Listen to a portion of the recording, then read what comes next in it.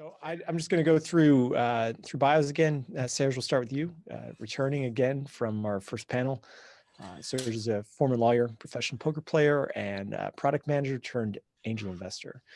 He's been skeptical of crypto since 2011, but it didn't stop him from making big bets during 2017.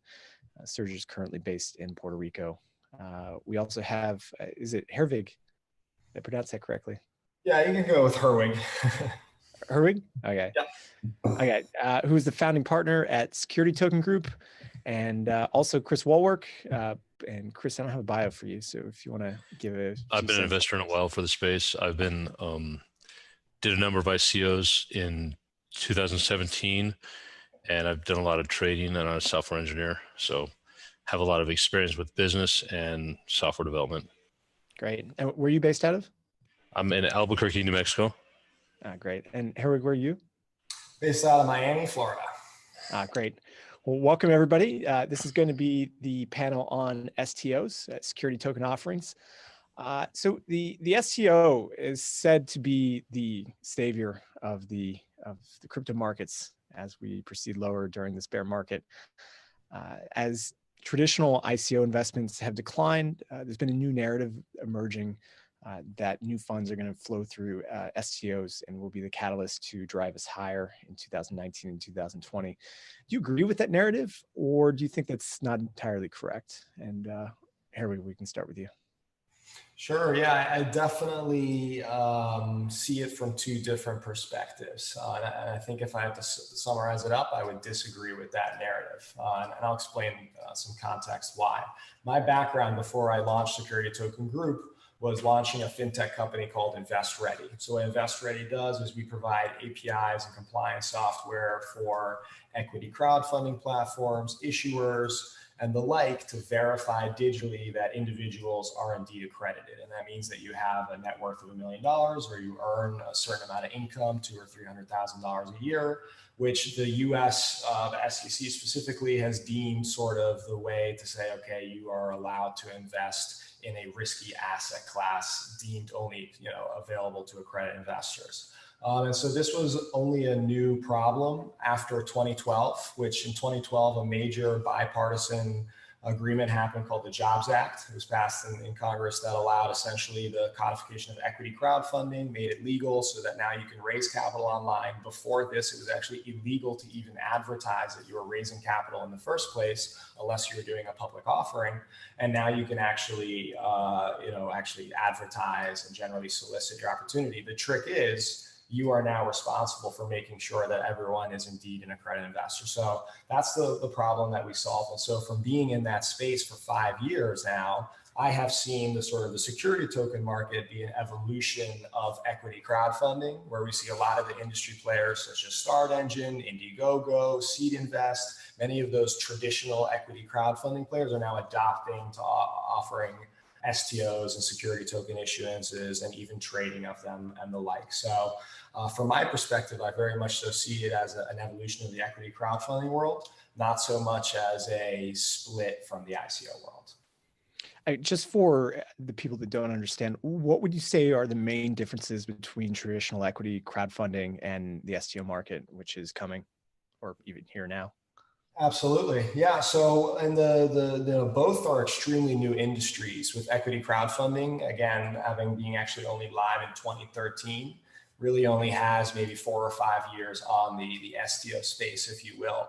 And the only pure difference is you're talking about sort of two trends there. One, an easier access to new investment opportunities. So I, as an investor, from the convenience of my computer, can now see that somebody is raising money for this investment opportunity. And online, I can verify my status. I can send them money via a bank account, via escrow. And the escrow provider ensures that, as long as the minimum threshold for the raise is met, the investment will go through. And I, in return, will simply receive paper stock, which typically you won't even receive at all. It'll actually be on an electronic ledger, and you'll have a legal document, to many in the world that it used to as a SAFT, that enforces their legal ownership of that instrument. And so the harvesting of that isn't going to a token or going to an exchange and selling tokens. You have to wait till either you get distributions from the company, which means you can, finally start to get a return on your investment that way, or you have to wait for an exit of some form, whether it's an IPO, a liquidity event, or somebody buying out your specific class of shares. And so people investing in this space were they were, not expecting a quick return. It was an 8 to 12-year-old investment, period that they're expecting to do this. And so the thing that I'll end on before I pass the mic back over is what we're happening now with security tokens is they're bringing in this concept of liquidity so that you can get rid of the 8 to 12 period, hold period, 8 to 12-year hold period. So what will happen with equity crowdfunding theoretically is it will open up to a lot more investors, because now they won't have that liquidity risk. They won't be stuck in investment for a long time. And theoretically, there will be a larger pool of capital that will now want to invest online in these new digital assets. Chris, do you want to answer the question as well too about the narrative of STOs saving the crypto market? Yeah, absolutely. And I agree with Herwig about the liquidity. I really feel that the ICO market was such a crazy time because there was an increase in the value of Ether mostly and Bitcoin, because everyone kept investing in them to buy into the next big thing. And that was just like a circular pattern that it kept on increasing. And then it sort of died out and the price stopped going up. And then all of a sudden, nobody had any more funds they wanted to invest. That's kind of seems like when the ICO market sort of was dying out. So I'm hoping that with the STO market, we sort of have that same sort of cycle again, in that everyone is very enthusiastic about the new opportunities. And then we go on another run for Ether and Bitcoin for the price. And also, so that's as far as the adoption and acceptance of STOs, but we need the whole ecosystem needs to evolve. There needs to be a place to trade STOs. We need regulation, and regulation is always like behind the times. It's usually reactionary to protect the people, but it is hard to do something when you don't have very much enough information to make sure that you're actually following regulation. So, it's getting better, but it's still, I think regulation is really slowing things down. We'll come back to regulation. Yeah. What's that? I think I'd like to get your all's opinion on, the lasting effect of the ICO boom of 2017, 2018 on the future of the STO market, because Herwig, I know you talked about the Jobs Act, and specifically for non-accredited investors right now, at least in the US, we have Reg CF, where you can invest, I think it's up to $4,500, or is it? It's $4,500, and then a percentage of your assets, depending on how much money you make. So I can't pull off the top of my head. Do you think that lawmakers and regulators are looking at how much interest there was in the ICO, and they'll be changing rules and regulations as we go forward? Or do you think that existing ICOs are just going to have to adapt to the rules and regulations that we have in place? Great question. Definitely, a hot topic today. The best opinion that I can give you on that is that specifically for the ICO markets within the US, which, the US tends to be the leading financial authority in the world. They saw it as a risk. So they looked at it from a perspective of, okay, we need to protect investors, which is the job of the SEC. And so, of course, the SEC throughout 2017 and 18 pretty much in a spree of made examples out of everybody in the space. Exchanges that weren't following regulation, issuance platforms that weren't following regulation, lawyers that weren't encouraging regulation, advisors that were looking like investment bankers that weren't regulated to do these things. So they were trying to simply say, look, there's a proper way to do things. And that, I think, the SEC talking about that put an international spotlight on security tokens, because they basically said, without saying it, that you can legally do this via a security token offering, which you can. But the focus was instead to say, look, you can do an ICO, just make sure you do ICOs compliantly. But in respect to the rest of the world, where ICO regulation and STO regulation is a lot more relaxed and a lot more innovative, you even have, regions like Malta and Switzerland and Curacao and others adapting their regulation for STOs and ICOs specifically.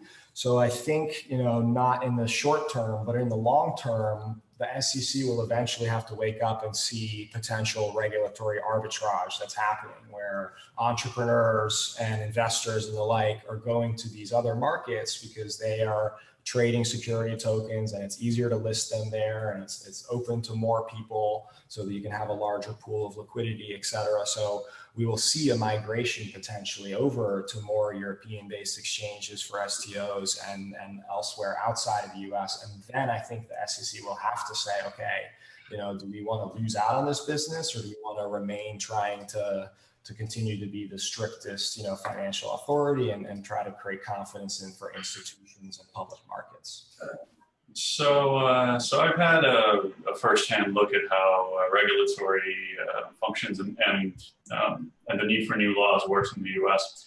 Back in 2006, the Stone Age, Congress passed something called the UIGEA, which effectively shut down internet gambling in the U.S.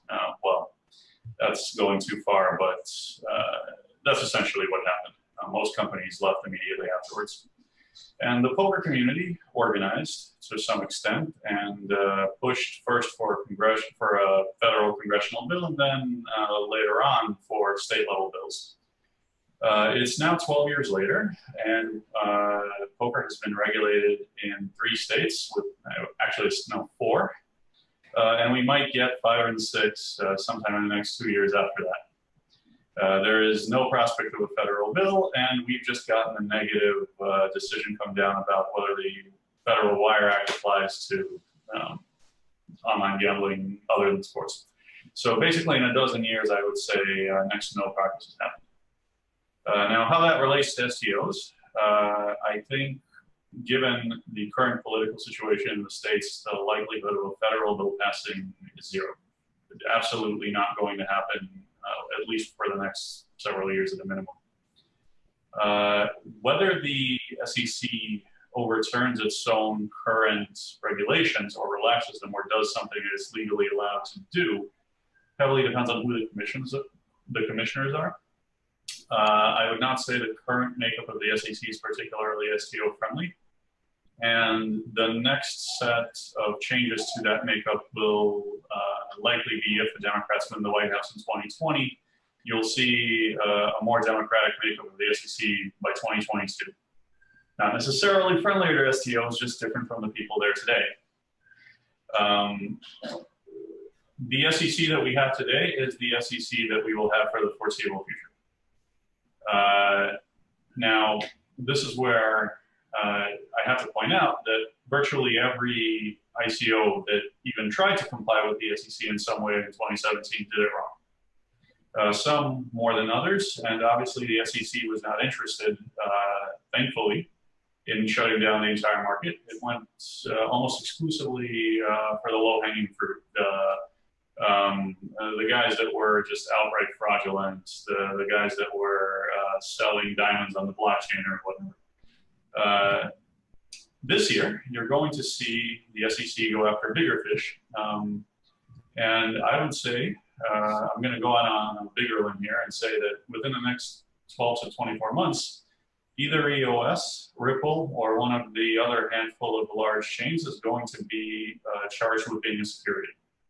It's not going to be Ethereum. It's not going to be Bitcoin, obviously. But one of the top 10 coins is going to get a big shot across the bow, maybe both. And what happens with that is going to decide what STOs look like and whether STOs have a future in the US at all. So concerning that, I mean, the punishments which have come down or at least the prescribed punishments which have come down against these companies from the SEC have mostly been a slap on the wrist. I know that with Paragon, and then I forget the other name of the company, they were assessed $250,000 fine, and then they were required to refile as a security.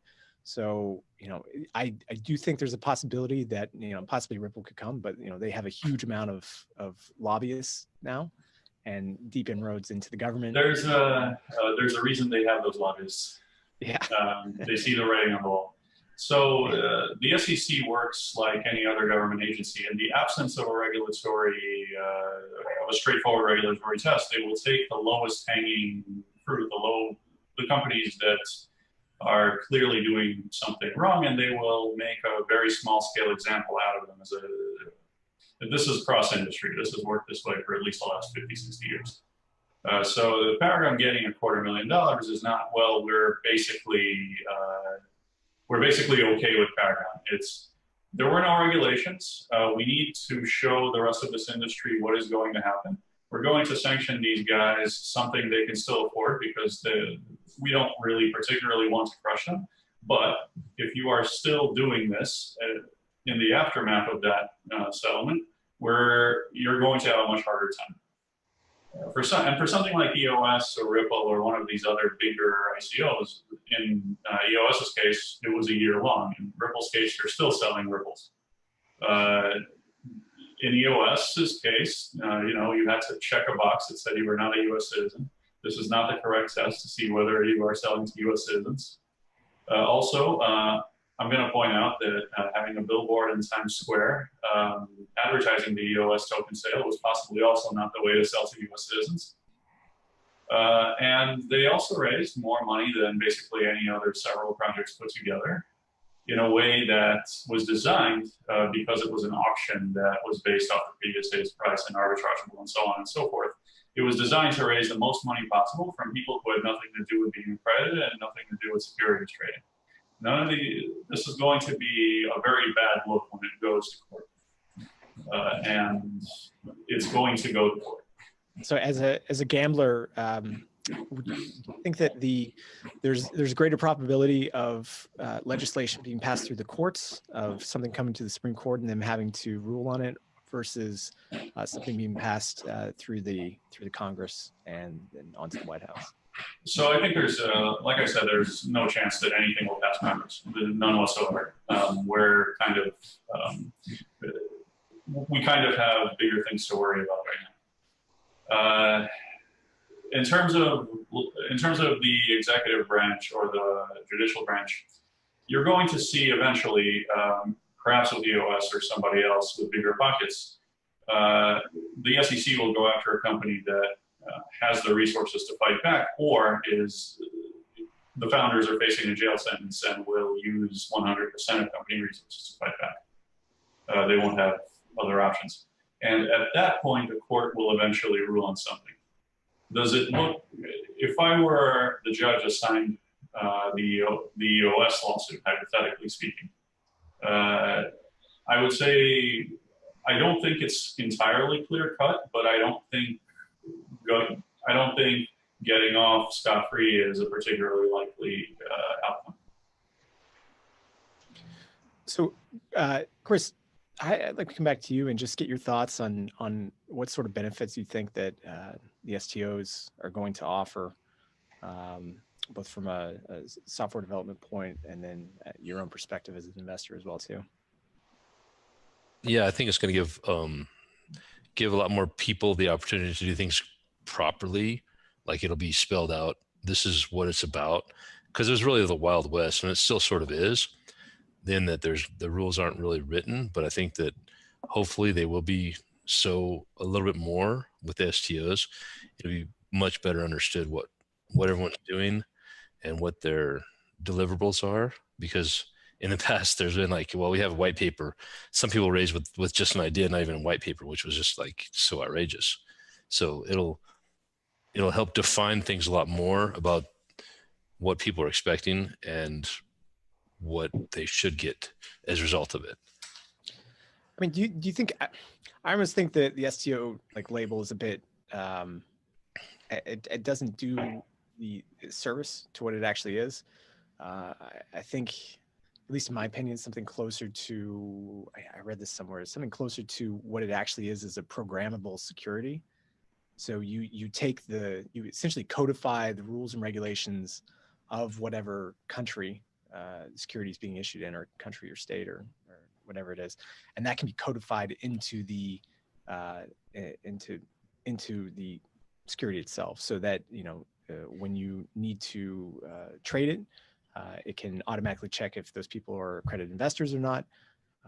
They can establish limits on the amount of investors who can hold the token. If there's any locks on token issuance, those can all be coded in. So, while these will be tokens, they're more of a way to be able to codify and to reduce overhead that exists right now. There's a lot of, I guess, industries in the broker-dealer industry and another custodianship, which could be routed around through using these programmatic securities.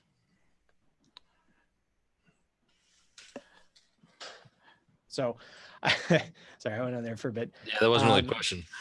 No, it wasn't really. It was just me. It's just me going on for a bit. I don't know. So is it? Are you looking at STOs? Are you getting involved with them? Like, what is your involvement with them going ahead in 2019? I'm excited about them. I didn't do myself. I didn't do an ICO. I helped advise them and help people to contemplate the economics, the token economics of things, though I didn't launch one myself, and I probably will not do an STO either. It's just, but it'd be good to watch and be involved now that there's going to be, the rules will be defined better. People will understand what the hell is really going on, I think. And, we're still waiting on there to be an exchange, and I think everyone's taking a breather while the token prices, Ether and Bitcoin have gone down. So now all of a sudden people have, a quarter of the money they had a year ago or 2 years ago. Right. So they're more reluctant to invest. And I think that as the market comes back, then all of a sudden things will start to rebound and it'll start to come to life again. Mm-hmm. And yeah. So Herwig, like I was saying with the programmatic securities, how do you think it'll affect the existing crowdfunding entities, like what you mentioned before, like Indiegogo and Republic? Is it going to make a huge difference in their current operations? And then I guess the following question to that would be that, do you think that STOs are really limited in their limited to just this kind of initial crowdfunding, or just being used for initial crowdfunding, or do you think that they have other applications outside of that? So Indiegogo actually tried an STO at one point, and I think they pulled back before they sold any tokens. But they did do some kind of hotel, I think, out of Colorado. Yeah, Indiegogo did the St. Regis Aspen Hotel, which originally started by Templum, and then Templum's technology wasn't good enough, so now they're going to issue it with Securitize. So you can kind of see that Indiegogo's only role there was to play a fundraising site. So to answer your question, Sam, I think the industry, both in equity crowdfunding and industries across finance as a whole, are absolutely going to get disrupted by security tokens over time.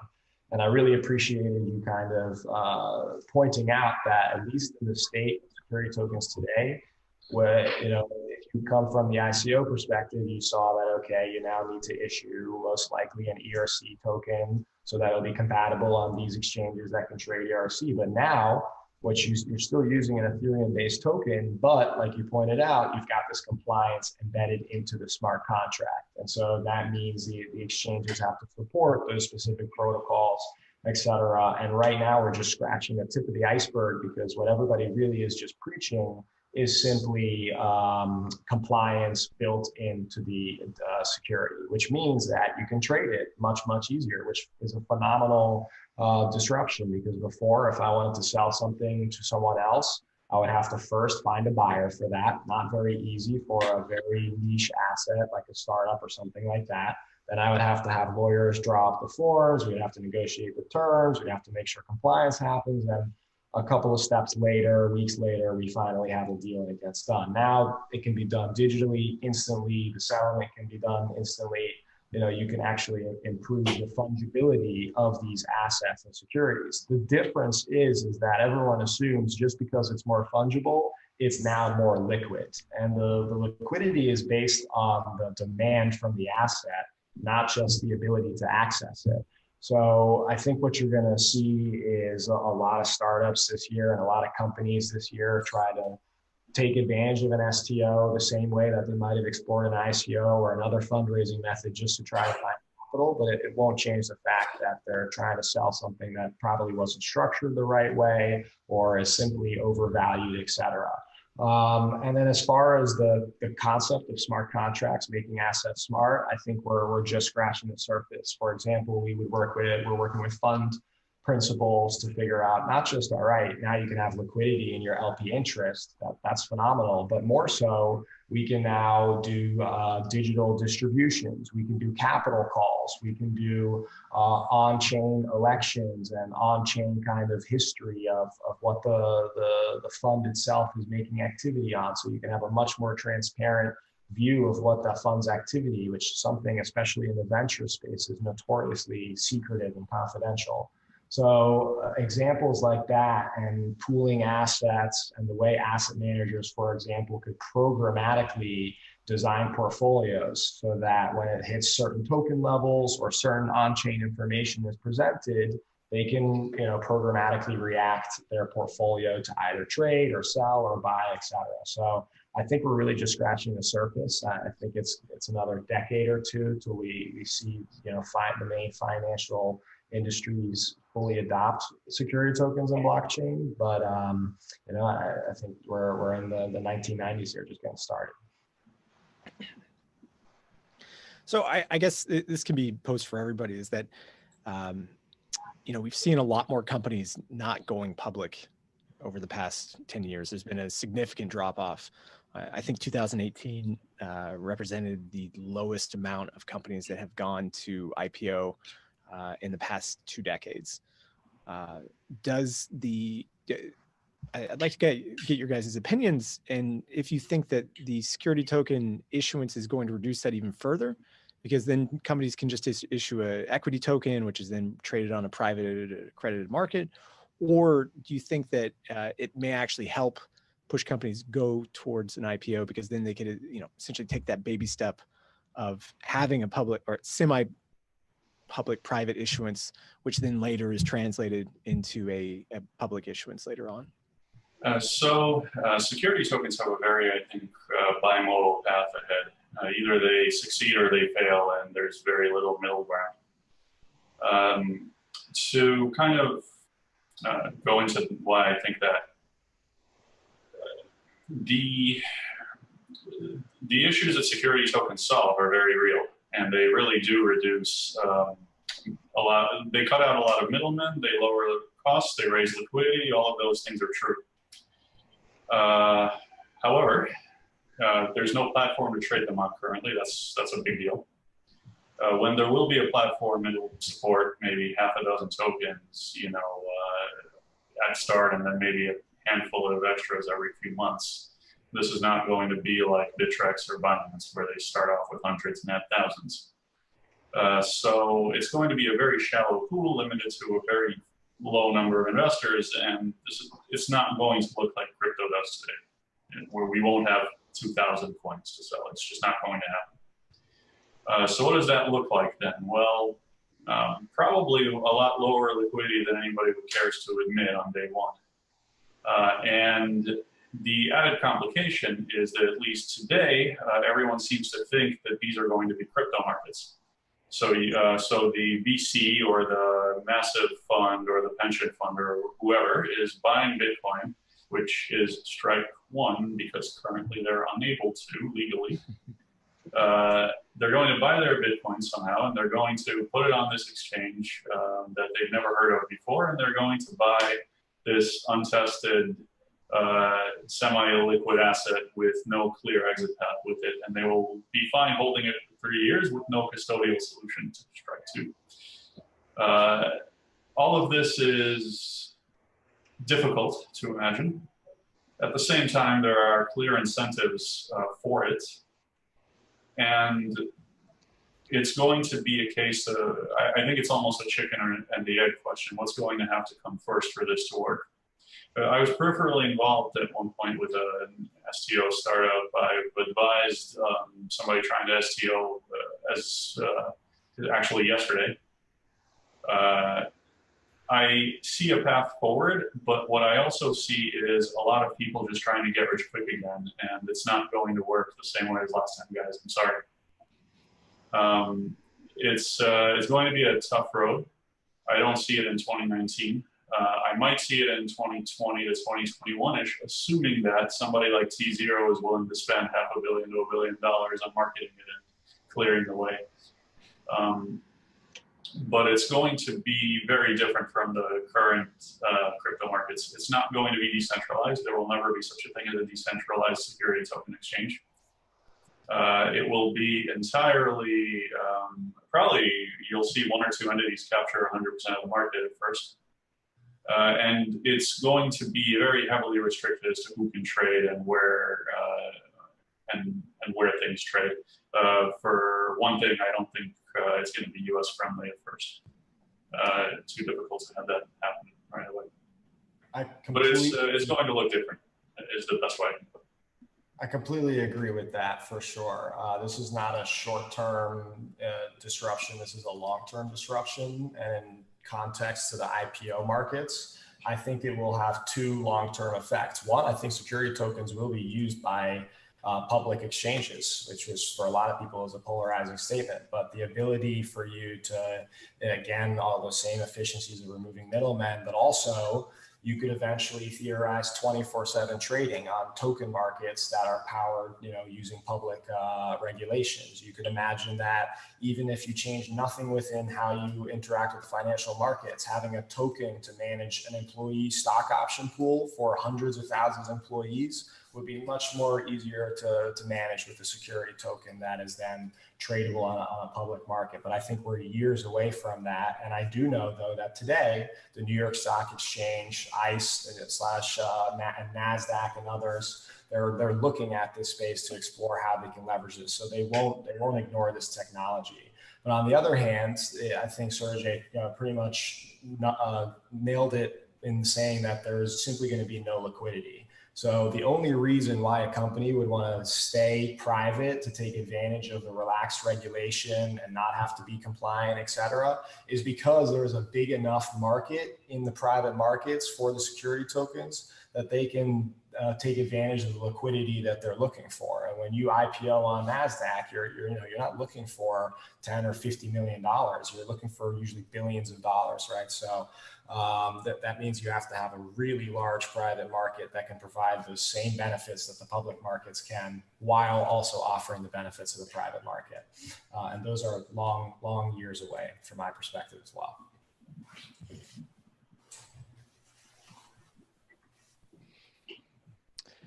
What about the idea of using STOs as a way to provide microfinancing? And will they allow for it's very expensive to raise capital right now.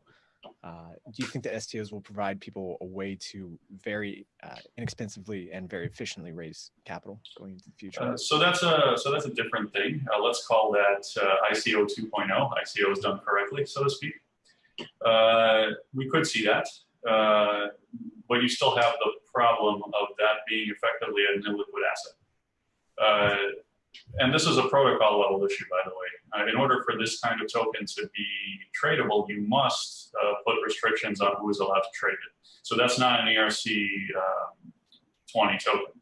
That's an ERC either 721 or one of the other potential Ethereum protocols, or it's a standalone protocol.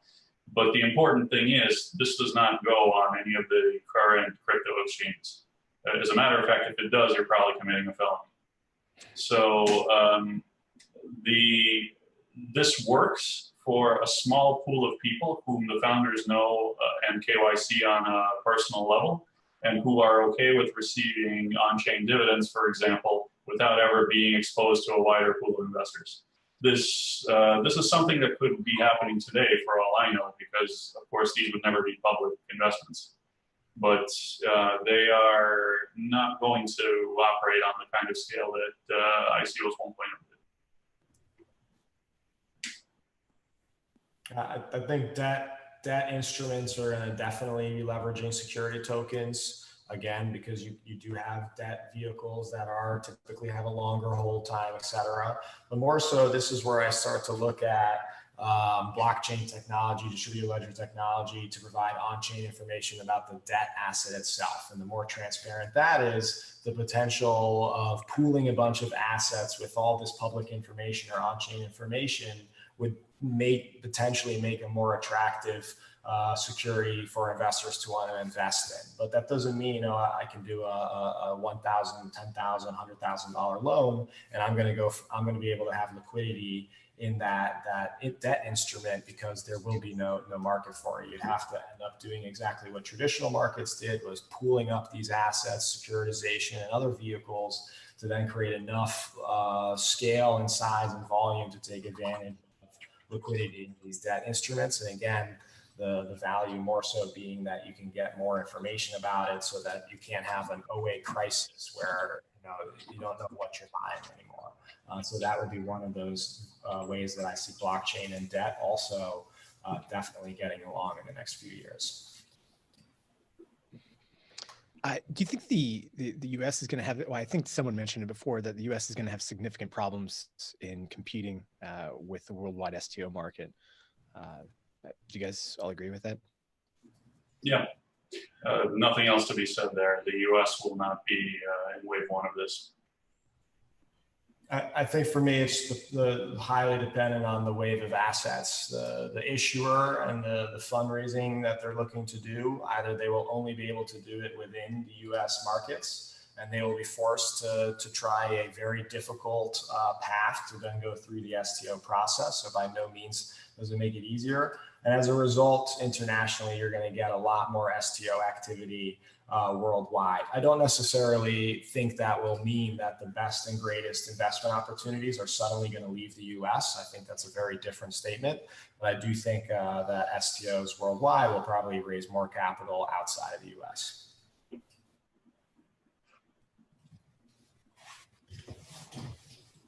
Yeah, I would agree with you there. I mean, the thing is, the SEC is, they're making a sandbox for the U.S. so that we can self-regulate supposedly, and we're doing a reasonable job with that. But their real primary objective is to protect the investors. It's just hard that they're not defining their rules because they don't really understand or know. I mean, the thing is, it's almost like we need to have a whole new class of things, because they're trying to fit us into securities or equities, but they're using old terminology to define the web and things that didn't exist when this, like 20 years ago. I think from the regulator's perspective, they can always wait. They can they can wait a year, 2 years. I don't know how long the statute of limitations is on securities violations or securities fraud. I believe it's 5 years for most things. Yeah. So incidentally, you're going to have a lot of lawsuits come up at the 4-year and 6-month mark. Yeah. So you're totally right. The best thing the best thing regulators can probably do is just listen, wait, see how the space develops, and just keep an ear to the ground. It is fair to say that there are technically, for anyone who's interested, 2 security tokens trading. Blockchain Capital, which is a crypto fund, and Spice VC, which is a venture fund that actually was formed before Securitize, which is one of the leading issuance platforms. And they're trading on Open Finance Network. You do have to qualify as a accredited investor based on your jurisdiction, and actually they're only trading to international investors because of Reg D. US investors are required to live with a lockup for at least a year. So there you go. Speaking of international arbitrage, you already got international investors with a leg up. It's also funny enough, Spice VC recently did their first trade on Shares Post, which is a secondary market for VC that came from the traditional world that is evolving. And so now you are starting to see some activity. So even though I don't think we're going to get to full scale trading this year, I think we're going to start to see more and more exchanges both here in the US and globally launch as STO regulated compliant platforms. And we're going to start to see assets get listed and trading volumes grow despite still being drops in the bucket compared to even ICO exchanges.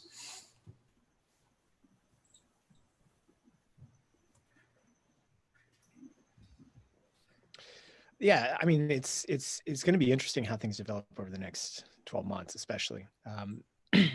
One of the things that I'm really interested to see is how the regulators move in outside of the U.S. The U.S. has a very they're more reactive in the sense that they just wait until they see clear violations and they'll come in and prosecute people. While you look towards Switzerland, which has a much more open view of working with these companies to work in these sandboxes to develop regulations so that they can, have a much clearer idea of where they're going and give these companies a bit more room to operate, all while being under a watchful eye, which is a bit different than what the SEC does.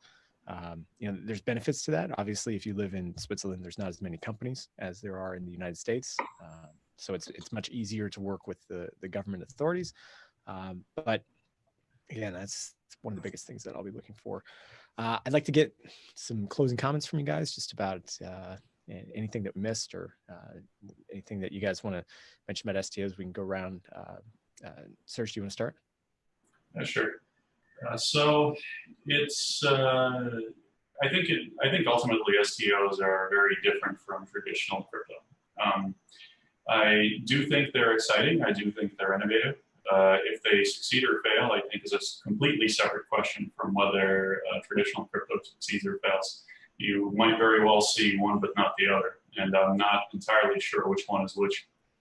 But there's one thing that they have that traditional crypto currently mostly doesn't.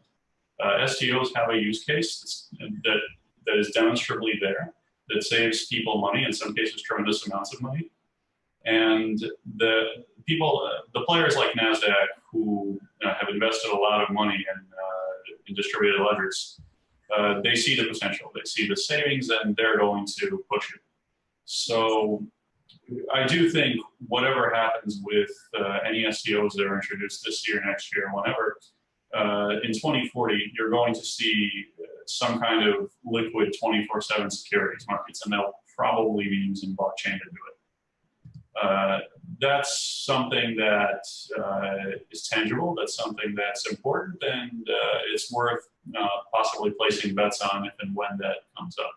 I wouldn't say that opportunity is here yet. I don't think it's about putting money into individual securities tokens. I think you'll be seeing at some point an opportunity to invest in the protocols, or even in the NASDAQ set of companies as a whole who are pushing this, and that will be the time.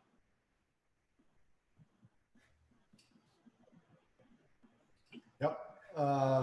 Chris, Serge, and Sam, I want to thank you guys for sharing a panel with. I think you guys all had tremendous insight for everybody watching. If I have to punchline it, it's a lot of what Serge has said, which is, this is not going to necessarily save the ICO markets. They're separate things.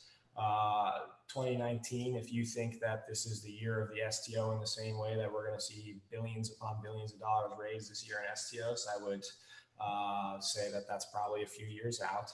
And I do agree in the context that we're still trying to figure out exactly how security tokens today will provide the most value and cost savings and benefits to the markets today. So I think it's hard to say that this is the best use case. It's just that there are a lot of use cases out there, and now we can go about validating them, and it is yet to be seen which is the right, best way and what assets this works for, et cetera. So I'm very excited for the disruption and the innovation that's going to happen within this market, but it is still very, very early days.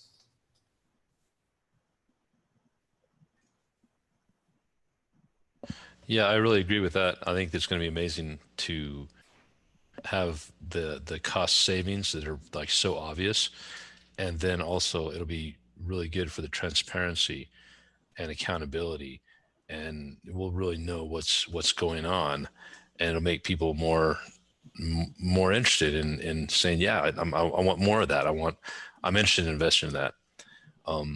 And also I see this potential for voting and notifications and dividends, so many things that, yeah, you receive in the mail or it's a hassle right now. And it just is getting things up with the times, making it so that everything works better. Great. Well, thank you everybody for coming to the panel, Chris and Herwig and Serge. Really enjoyed having this on, and we're going to wrap up for about an hour. We're going to take a break, and then in exactly 1 hour from now, we will return with the next panel on the current top 100 coins and the state of them. So thank you for joining, guys. And